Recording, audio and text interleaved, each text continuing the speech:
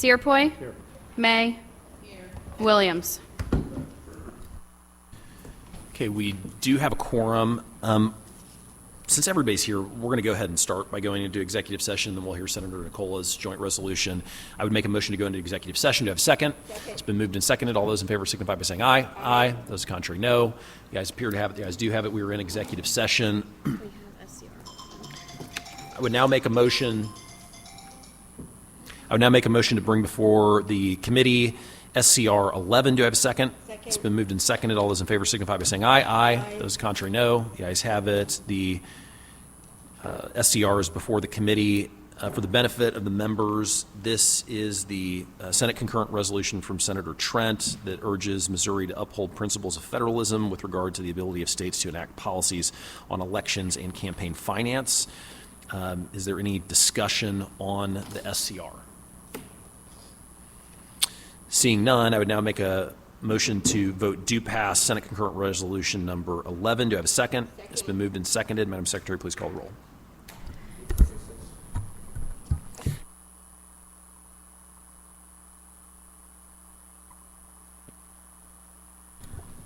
Senator Lukemeyer? Aye. O'Laughlin? Aye. Searpoy? Aye. May? Aye. Is this SCR11? Williams? By your vote of 5-0, you have voted do pass SCR11. We're now going to go into the portion of the meeting where we talk about the bills that are on the consent calendar. For the benefit of the committee, there were actually originally 7 bills that were on the consent calendar. 3 of those were knocked off of the consent calendar before the hearing by one of our colleagues. As the members are probably aware, any member of the Senate can send a letter to knock a bill off the consent calendar.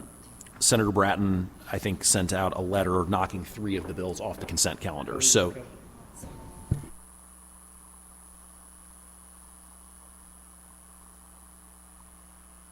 now everybody has to be really well behaved. So, this, yeah.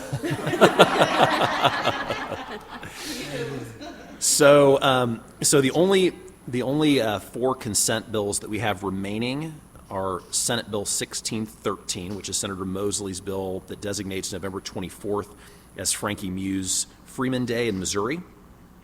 We have Senator May's bill, which is Senate Bill 944, that modifies the salary for the attorney of the sheriff of the city of St. Louis, and basically allows the sheriff to set the rate of compensation for the attorney in his or her office. And then we have Senator Fitzwater's bill 1629, which modifies provisions relating to underground facilities. It requires underground facilities installed after a specific date to have a location device, regardless of its depth. I'm assuming so that they don't, inadvertently cut into something when they're digging.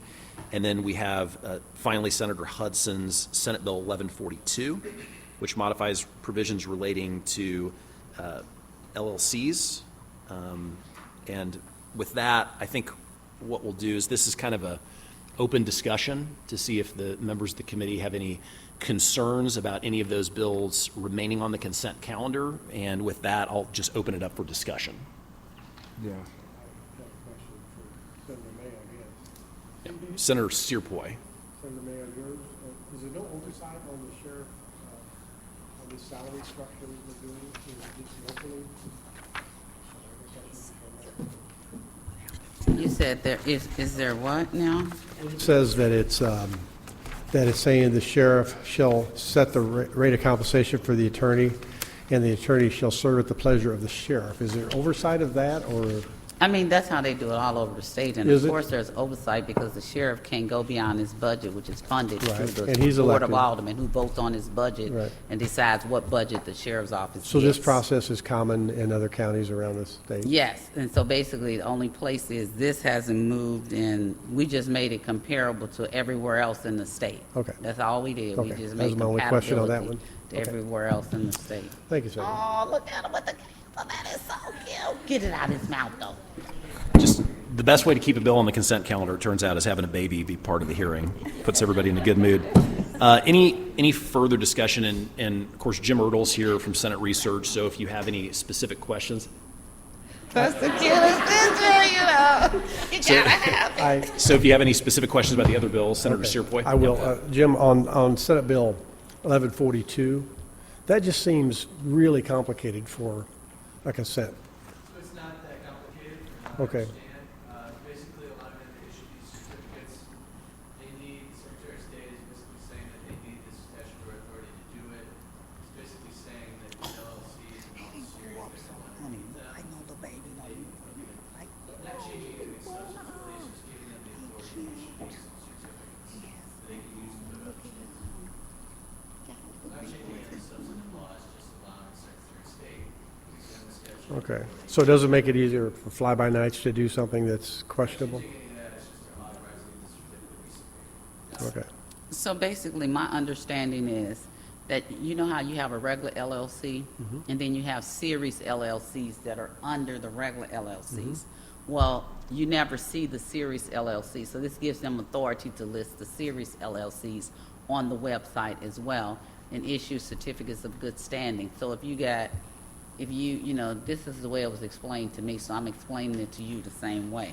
But I'm familiar with series LLCs, so Okay. But I didn't know that we didn't have the authority to do, Okay. to list a certificate of good standing. So they're saying, like, if you go somewhere else, there's no way for them to pull up the series LLC. So you could have one company that say Searpoy Company LLC, but you can have other LLCs under that, but those LLCs won't show. Okay. You get me? And so if you're trying to do business somewhere else in one of those other LLCs, the understanding is that you want to be able to, them to be able to look that up, and you want to be able to get a certificate of good standing for the series LLC as well, so you can do business somewhere else. Okay. Thank you. So, see, I'm a good study, aren't I? All right, is there any further discussion on that or any of the other bills on the consent calendar? Senator Williams. So I believe the Blood Donor Awareness Month was kicked off. What was the reason for that? So any member of the Senate can send a letter in to the Secretary's office knocking a bill off the consent calendar. My understanding is that there were 3 bills knocked off. I believe that Senator Bratton sent in the letter for all 3 of those bills. I don't know if that is policy or if that's a Yeah, my only personality. thing is, I don't know. Well, my thing is it came through my committee. Yeah. So we voted it out of committee with no issues, bipartisan. And again, it's just more from my standpoint of it came through my committee from one of our caucus members. And it got kicked off the calendar from a member that's not on the committee. So, I understand the process, but I would just be interested to know why 3 bills in general were kicked off the consent calendar by one senator, particular senator. I think you would have to ask Senator Bratton that question. I'm sure he'd be happy to explain, why he sent the letters in. But that is the rule. Consent calendar. You only get on the consent calendar if you basically convince all 34 members of the chamber not to knock it off. Yeah, and I understand. And the only reason I want to be clear on it because, I know at least one of these is from a fairly new senator who may or may not know the process, and that's okay. Yeah. But, I don't want it to set precedent of members kicking bills off the calendar for reasons outside of the scope of the legislation. Well, the only thing I can say about that is I think the tradition of bills for a whole host of different reasons being knocked off the consent calendar has been a long-held tradition that has been exercised by many senators over the years. It's happened several times. I know, even since Senator Williams, you and I have been here, and I think before our time there may have been a particular senator from southeast Missouri that had the policy that he knocked every single consent bill off the calendar. Regardless of who the sponsor was and regardless of what the subject matter was. So, it is our rule. It is firmly ingrained in Senate tradition, and if people have questions, they can talk to the senator. Yeah, I understand. I was just wondering out of curiosity because, again, I was just happened to be familiar with this one and just wasn't sure. So I'll get with the appropriate people, at least to make sure that it's properly communicated to the senator or senators that were impacted by it because, again, we understand that part. But I don't want it to turn into being perceived as something else other than what it may be. Can that letter be rescinded? So, What did I say? all right, thanks. Thank you. So- Any further discussion on the consent calendar? Mr. There needs to Chairman? be a rule change. Mr. Chairman, Senator Searpoint. can that letter be rescinded if there's a conversation and it's decided? I don't know. Jim, can a senator rescind a letter? Yes. They can. Okay. So before we basically.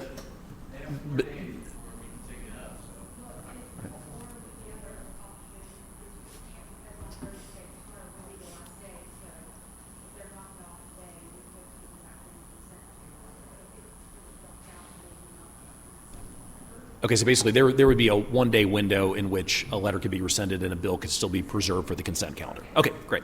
Any further discussion on the consent calendar? Okay, seeing none, I would make a motion that we exit executive session. Do I have a second? It's been moved and seconded. All those in favor signify by saying aye. Aye. Those contrary, no. You guys have it.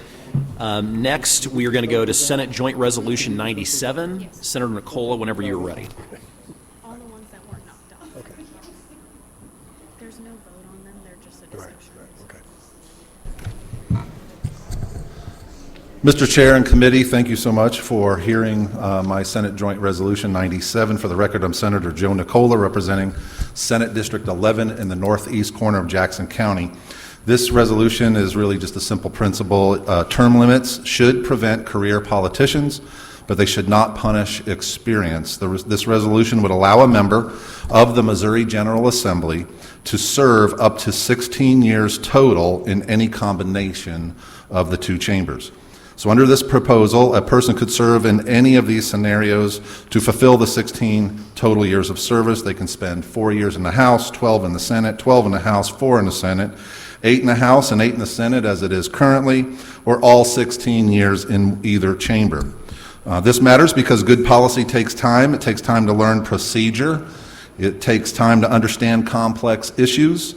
And it takes time to build the relationships needed to move good legislation as well as to stop bad legislation. When members are forced out too quickly, the People's Branch loses valuable knowledge and experience. And when that happens, influence tends to shift away from the elected lawmakers and towards staff, lobbyists, and bureaucratic systems that are not directly accountable to the voters. This resolution keeps term limits in place. It does not open the door to unlimited service. It does not remove accountability. It simply creates more workable structure that allows the state to benefit from experienced legislators while still preserving clear limits. This resolution is about good government, it's about accountability, and it's about continuity. Frankly, since I've been here in the last 15 months, it's been a short time but in my service, but I have realized very quickly the negative consequences of term limits and losing institutional and statutory knowledge. The body doesn't have the historical experience that some of our lobbyists and bureaucrats have, and that's a huge problem. And far too often it puts them in the driver's seat versus the representatives of the people. And with that, I'd be happy to answer any questions that you might have. Quick question. So, and I know this concept has been around for a while.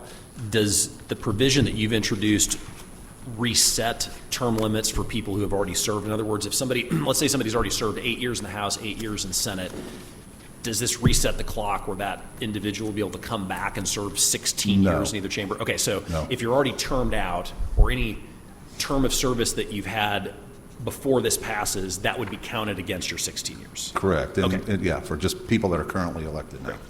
Any further questions for Senator Nicola? Senator May.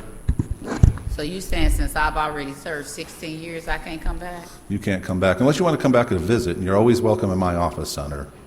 I'm just saying, it should be 16, 16. 'cause I like worked that, 8 too. and 8, Yeah. So it's already 16 though.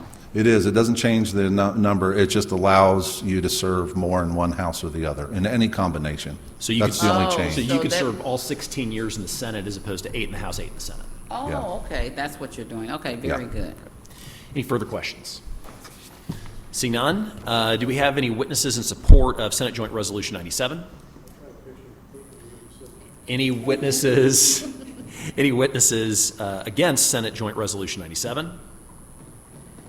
Any witnesses for informational purposes only?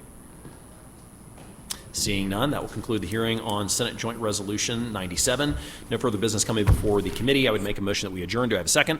It's been moved and seconded. All those in favor signify by saying aye. Aye. Those the contrary, no. The ayes have it. We are adjourned. You're gonna need